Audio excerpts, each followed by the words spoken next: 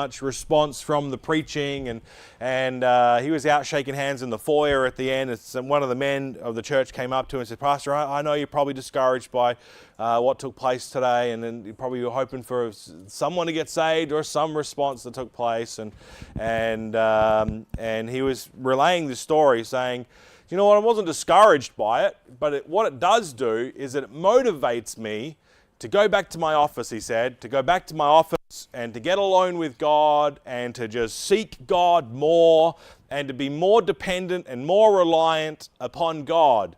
Which I remember him saying that, thinking, man, that's a great way of looking at things, because you can take something and think, man, that's discouraging and that's difficult to bear, and oh man, you get down to the dumps because something hasn't gone the way that you might have anticipated, or things haven't gone the way that you hoped that they would go, and you sort of build up some expectations, and then the expectations fall through, and there's some discouragement or some disappointments that come as a result of that. And ministry is absolutely, man, I'm talking with Pastor Josh and Pastor Cottle, and man, ministry is an emotional roller coaster, and sometimes it's great, and then it's difficult, and it's up and it's down, and it's like, oh man, this is actually not the easiest thing in the world, and it's hard. You'd love to just be like continual up, and everyone's at church, and everyone's praising God, and everyone's just excited to be in church, and everyone loves each other, and everybody just loves the Word of God, and everyone's excited, but that's not the case. It's not always the way it is. And those days, when those days happen, it's like, man, this is great, man, can't you believe this is awesome? I want to do this every day, not just Sunday. And then some Sundays it's like, I wish Sundays never existed ever. Why do I have to do this again? And sometimes that's just the way it is. And today, this morning, I couldn't help but think, as I'm like trying the better I could. My alarm goes off at 5:30 on a Sunday, and I was up at like 4:45 this morning, thinking, oh man, what are we doing? This is not coming together. And I wanted to come together, but it was just too much. I was saying to Rhiannon, it was just too much going through my head, and trying to work out this, you know, some real technical words. This is what I wasn't going to preach, but this was like the workings behind it. The hypostatic union of Christ. Is that not just like a massive big thing? That the actual nature of Christ, that he's fully God and fully man, and that his relationship with the Father and who the Father is. And if you've seen the Father, you've seen the Son, and the Son reveals the Father. And I'm trying to get my head around all of those things, and trying to get this massive big sort of concept that is Jesus is teaching into something on a Sunday morning that actually makes sense, and that actually makes some, that we can get some understanding from it, and some practicality and some life lessons, how we can go and build our faith. And I just was struggling. And next Sunday, I'm telling you, at this stage, I'm going to try and do this again next Sunday, to try and get that down into a manageable way. And then I was thinking this morning, well, what am I going to do if I can't just get up there and just go, what are we going to do? And I'm asking, thinking, what am I doing? And then it's like, man, you know what? Man, I just should have been, not that I'm discouraged that it didn't come together, but it's like thinking, man, Cole's not going to be there, and then I'm going to be singing, and then this, and this is Sunday, man, it's rolled around real quick. Is this week shorter in days somehow than a normal week? You know, just sometimes it gets to Sunday way quicker than I anticipated, or that it just gets there. And then just thinking, man, it's not that I'm discouraged by it all or difficulties. Like, you know what, God, I just need to be more dependent upon you during the week, or more reliant, or more prayer. Maybe that's what it is. I think of an old, I think it was Spurgeon, in his Lectures to My Students book. He said that one of the old Puritans was found, and he was praying, and in his room, and his friend or his acquaintance or whoever it was listening to him pray, and all he could hear was from this man was his prayer was, "More light, Lord. More light." And over again he kept praying, "More light, Lord, more light." And Spurgeon uses that to say that when you're preparing sermons, it's like, man, you need to get alone with God and be like, God, there's some times where it just doesn't, it's like a rock, and it's like you're chipping away at it, and it just doesn't break. And he says you just need to get alone with God and be like, God, more light, more light. And he says, no, the preacher knows, and I know what he means when he says the preacher knows what it is to chip away at something and chip away at it, and then the Holy Spirit sort of breaks it open and reveals the gemstones that are found on the inside. But that doesn't come by just merely sweating it out and merely just reading as much as you can and just trying to just do it in your own strength. There is an aspect, no matter the skill or the ability of the preacher, there is an aspect, and it should be the main aspect, to say, God, I need you. How am I going to make sense of this book to people who have come to hear the Word of God? They come to hear me, they come to hear the Word of God. And any preachers who come to hear the Word of God, God, how am I going to make sense of your Word without you? I need you, and I need more light, Lord. And I felt like that. Those things were going through my head this morning. And it's like, man, I should have been praying for more light on Tuesday. But you know what I was thinking on Tuesday? It'll be fine. It'll work out. It'll be all okay. We'll make this work. I don't need to start how. And then I find out, man, I need to start on Tuesday praying and seeking God more. And I think of it, and I think about it even this morning, and using a real illustration before you to say, man, it's Tuesday, it's Monday, it needs to be earlier in the week to say, God, I actually need you, because you know what? 1 week goes okay, and 1 week goes okay, and 1 week goes okay, and then we have a tendency to go, the next week's going to go okay as well. But you know what? It's every single week we need God. We need Him. We're dependent. We are dependent upon Him, whether we realize it or not. He says, when Paul was preaching to those at Athens, and he says, and he walked around and he saw their superstitions, and he said about those that were in Athens, and he was preaching to those at Mars Hill. He says, I walked around and I beheld your devotion, and I found an altar with this inscription: to the unknown God, whom therefore you ignorantly worship. And Paul says, Him declare I unto you. I'm going to let you know who this unknown God is that you said, I don't know who He is. He says, I'm going to tell you who the unknown God is, this unknown God. To Him whom you ignorantly worship, Him declare I unto you. God that made the world and all things therein dwelleth not in temples made with hands, though He is worshipped. And he goes on to say that even as your poets have said, we are His offspring. And he goes down to those things that in Him, Paul says, the bit I was trying to get to, he says there in Acts 17, in Him, this unknown God, in Him we live and breathe and have our being. You know what Paul is saying there? You can't breathe without God giving you the ability to breathe. God gave you life, and the very ability to sustain life is also given by God. We are more dependent upon God than we actually ever realize. We didn't give life to ourselves, nor do we sustain life by ourselves.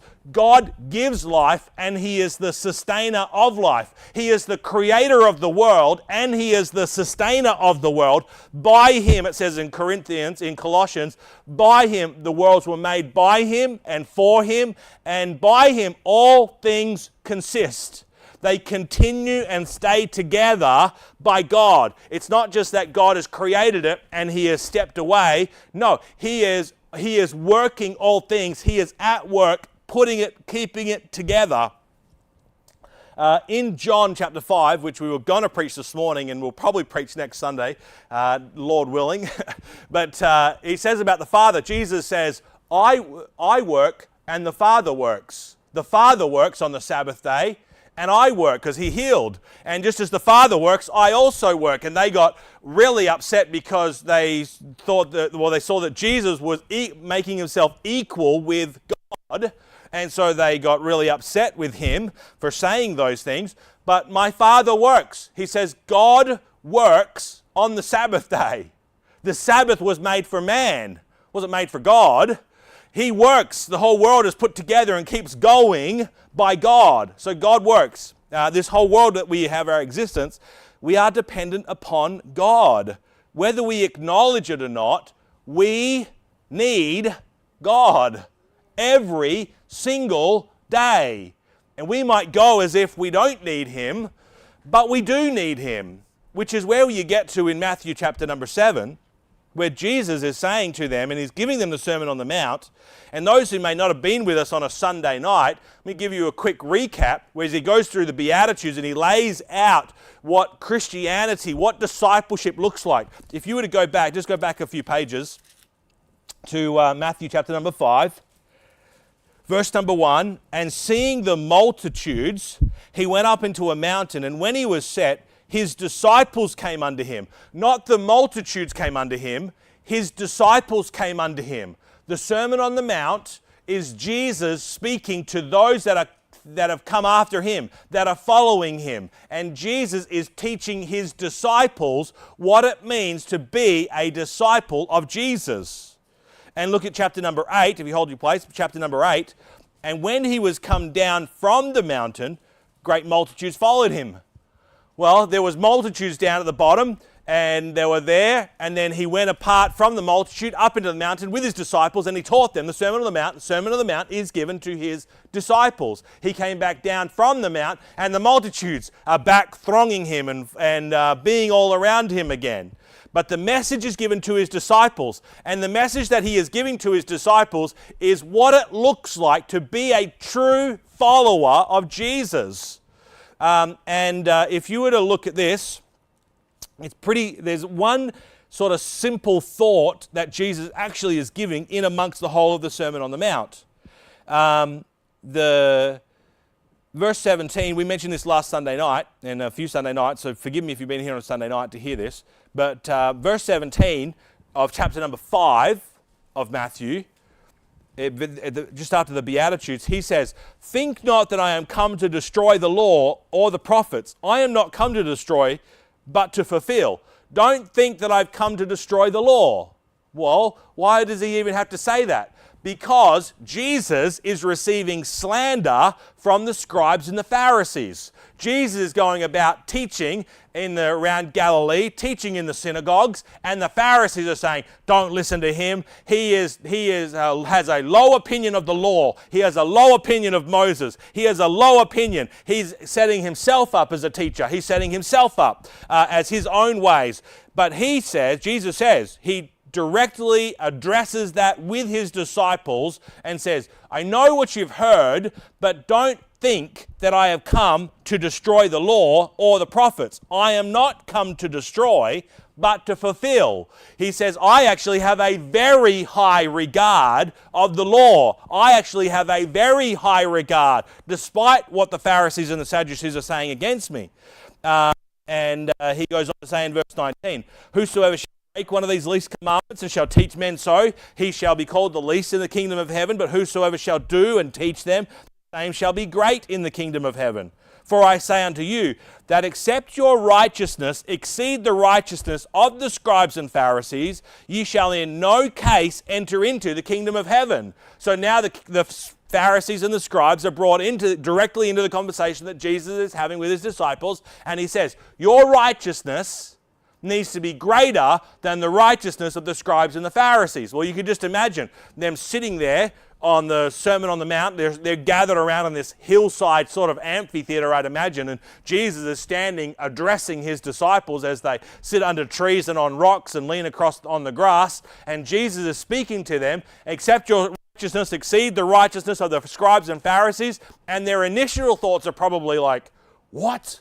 We have to be even more zealous and more righteous than the Pharisees, because the Pharisees were very external in their religion. Everything about them was external, and they seemed to live this religious life zealously over and above. But Jesus goes on to say, verse 21, ye have heard that it said by them of old, thou shalt not kill, but I say unto you that whosoever hates his brother is in danger of hellfire. Verse 27, ye that have heard said of old time that thou shalt not commit adultery, but I say unto you, if you look at a woman to commit lust, you've committed adultery already with her in your heart. Verse 31, whosoever shall put away his wife, but whosoever shall put away his wife, saying for the cause of fornication. So verse 33, again, ye have heard that it has been said by men of old, thou shalt not swear. But everything that Jesus is going on to say is that the Pharisees taught external, outward religion, outward righteousness. But Jesus brings it back to the heart. the Pharisees were saying, as long as you don't commit adultery, you're fine with God. Jesus says, if you're lusting in your heart, you're committing adultery. If they said, well, as long as you don't murder anyone, you're fine. Jesus says, if you have hatred in your heart, you're a murderer. These are the things, it's these heart issues that produce the adultery and the murder and the divorce. And he says, you say to about divorce, and you can, if you write a bill of divorcement, it's okay. And Jesus is saying, no, it's for the hardness of hearts. He says later, it's for the hardness of hearts that divorce comes about. And so he goes through, you've heard an eye for an eye, but I say, turn the other cheek. So all of these things are the external righteousness of the Pharisees. Jesus brings it back and says, how you live internally is more important. I am concerned about the heart, and I want your righteousness to exceed the righteousness of the scribes and Pharisees. I want your religion and your faith not just to be external, I want it to be internal. I want it to be real. I want it to be real before God, that you're living your Christian life before God, not before men, which is what he goes on to say. When you pray, pray secretly. When you tithe, tithe secretly.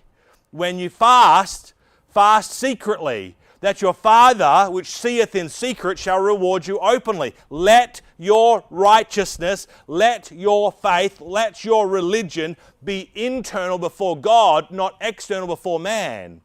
And so Jesus is teaching them these things. It's a lot of the Sermon on the Mount has to do with addressing the scribes and the Pharisees and about the popular type of religion that was existent in Jesus' day, and Jesus saying, this type of religion is not what pleases me. This is not what true religion before God looks like, and he is teaching them another way. You get to chapter number 7, and one of the most misquoted verses in the Bible, judge not that you be not judged. We dealt with this last Sunday night. Judge not that you be not judged. Well, who were the biggest judges in the Bible? Not the book of Judges, but in Jesus' day, those who were the biggest judges were the scribes and the Pharisees. They were super judgmental.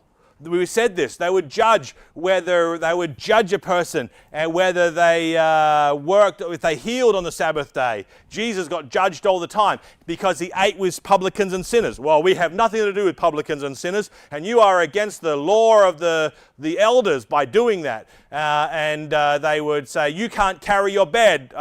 In John, when the guy carries his bed on the Sabbath day because Jesus heals him, man, they almost had conniptions. Jesus healed on the Sabbath day, and the man who was healed carried his bed. Both of those in their eyes was work, and you have violated the Sabbath, which is what Jesus is saying. Your heart is hard and cold before me. We looked at this verse on Wednesday night out of Isaiah. And you teach for the precepts of men, the doctrines of men. You're not actually teaching the things of God. You're actually teaching the doctrines of men. This is not what God intends. And so they're just sitting there thinking, this is overload. How are we supposed to do this? Man, it's hard enough to live like the Pharisees, but you want to, at least they were saying, don't kill, don't murder. Well, I thought we could do that. That seems like something we could do. But you're saying, don't even hate. Don't even look at a person and say, thou fool, what a fool. To have any sort of sly, condescending remark towards people, they're thinking in their head, how are we supposed to do this? And then he's also saying, take no thought for what you shall eat, what you shall drink, what you shall put on. Your Father knows what you have need of. Just let him. He feeds the birds. You just serve God. And they're thinking, how are we going to do this? Jesus says you can't serve God and mammon. They're like, well, how are we going to provide for our families? How is this going to happen?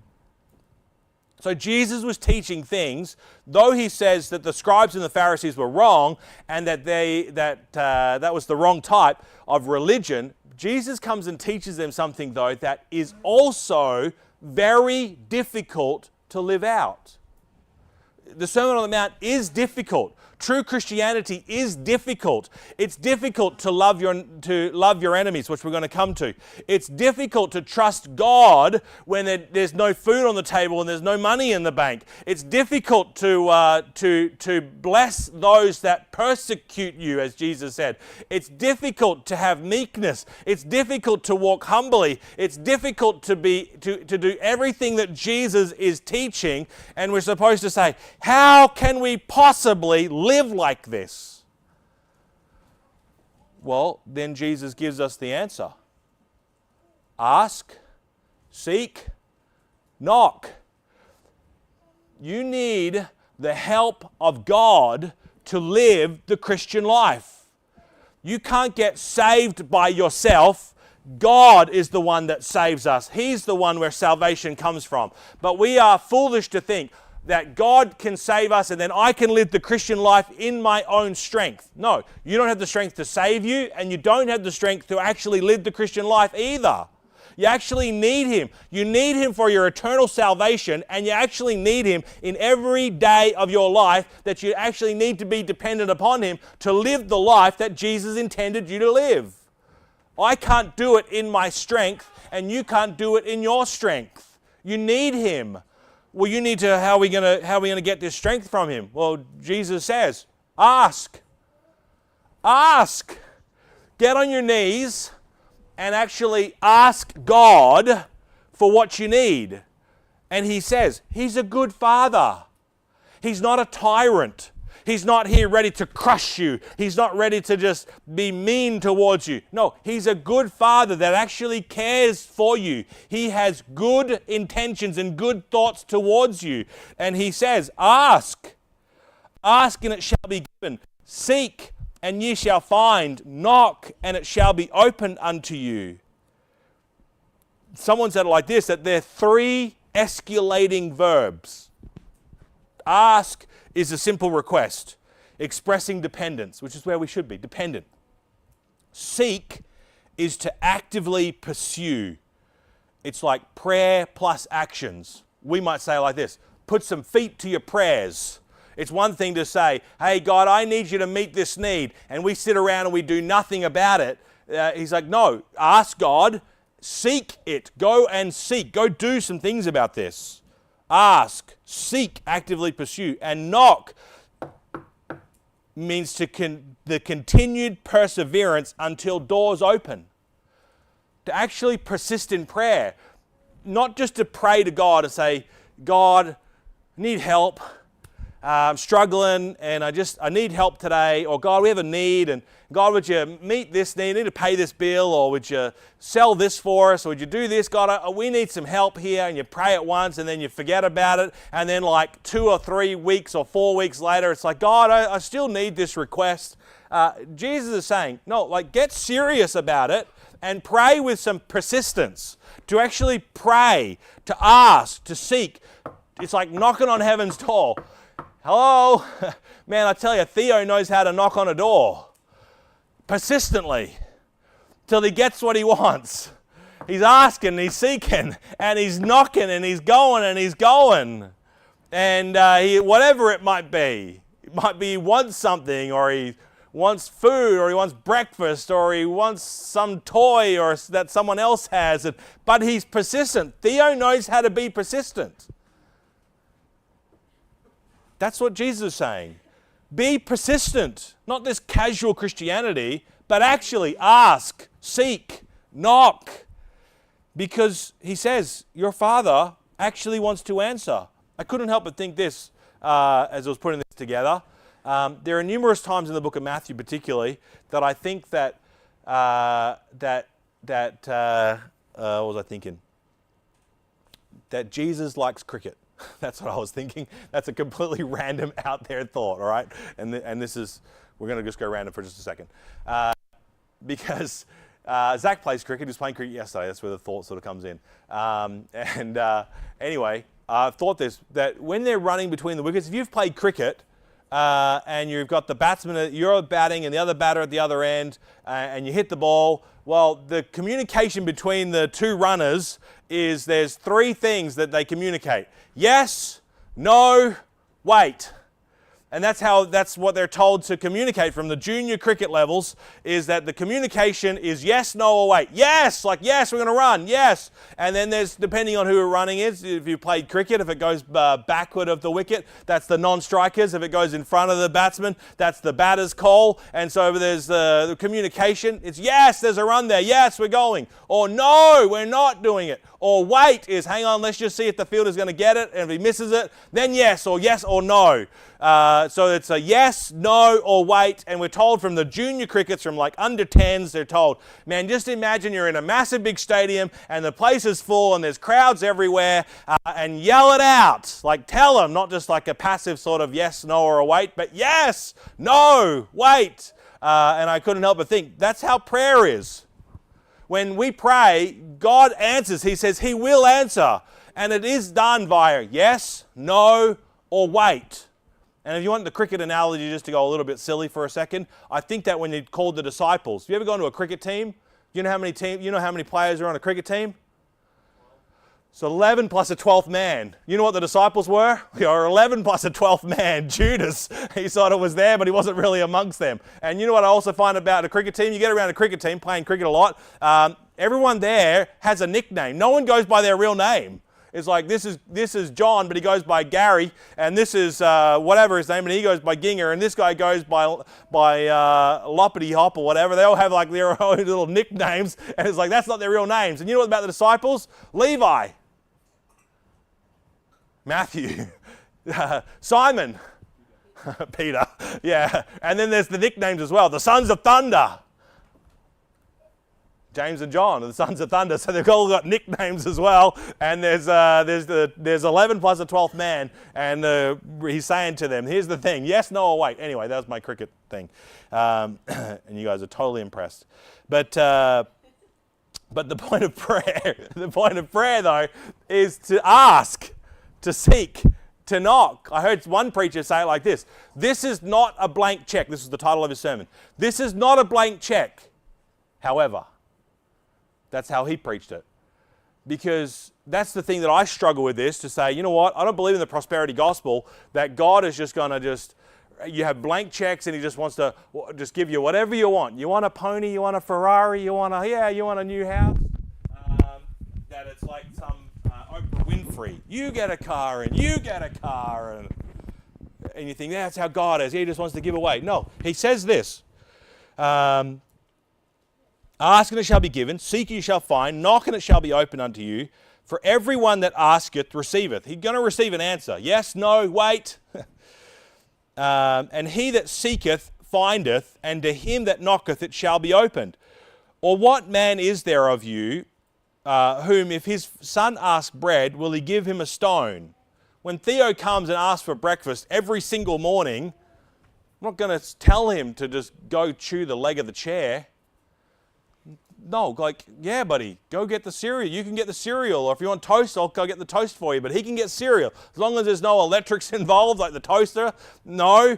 But he can go get the cereal. He can go get whatever's up there. Often it's Cheerios and the milk out of the fridge. And I tell him, clean up your mess if you make a mess and take it to the table. Yes, buddy, you can go do that. Because a good father actually wants to give good gifts.